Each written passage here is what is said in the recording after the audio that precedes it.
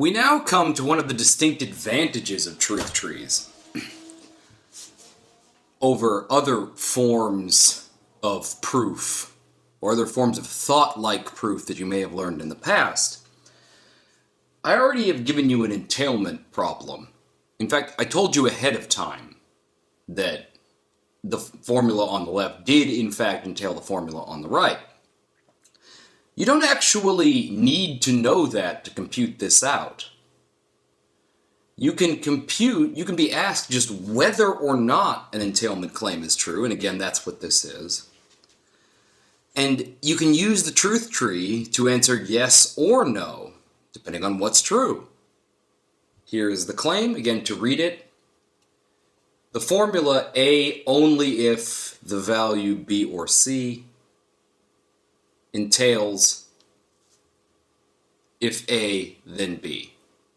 If you have any questions about that locution, if blank, then blank is equivalent to only if blank. So the formula if A, then the value B or C entails if A, then B.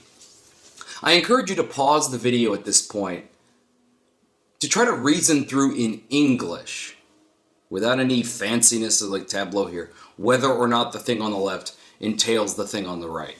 If you're feeling blitzed by these weirdnesses of the conditional, let me say that those don't matter here. You don't have to, none of the weird features of this horseshoe conditional need to sidetrack you at all in thinking this through. So I encourage you to pause. So now that you're back and you reasoned it through, this is not going to entail this. Here's why. This means if A is true, then at least one of B or C is. So it could be B, or it could be C. Whereas this one is, if A is true, then B is. Well, is there a case where the one on the left is true and the one on the right is false? Yes. Namely the case where A is true, so the promise of this comes up. And then is there follow-through? Yes, but only because of C. So the case where A is true, C is true, but B is not. B is false.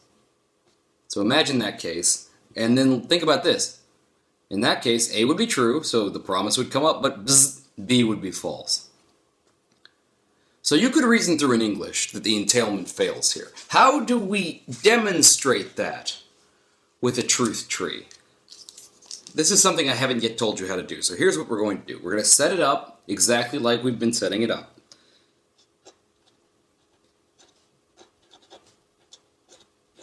We take the formula that we're given, draw the line because that's what we're starting with. And we're not going to be able to get to this on all branches. In fact, if I assumed the contrary, we wouldn't get to this on all branches. We wouldn't demonstrate a contradiction on all branches. Because sometimes when this is true, and sometimes when this is true, this is not. So what we're going to do is we're going to resolve a branch in full. What that means is that we're going to specify all of the values on one of the branches of all of these variables. We will specify whether A is true, specify whether B is true, specify whether C is true. And in so doing, show, hey, there is no A only if B on this branch. It's just not the case. And yet, there was no contradiction. So here's how I'm going to do this here. There are multiple ways, but I think this is the easiest. If we want to show that there's a branch with no contradiction with this being false, i.e. a branch where this could be true but need not be, here's what we're going to do. Let's assume that. Or rather, let's put that there. Think about your weird rules. What does this amount to? The negation of a conditional. Well, if the only case where the conditional is false is where the antecedent is true and the consequent is not, that means that not a conditional means antecedent is in fact true and the consequent is not.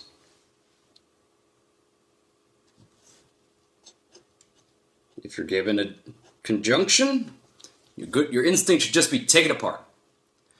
So now for all branches of the tree that could possibly split off from here, we have settled A,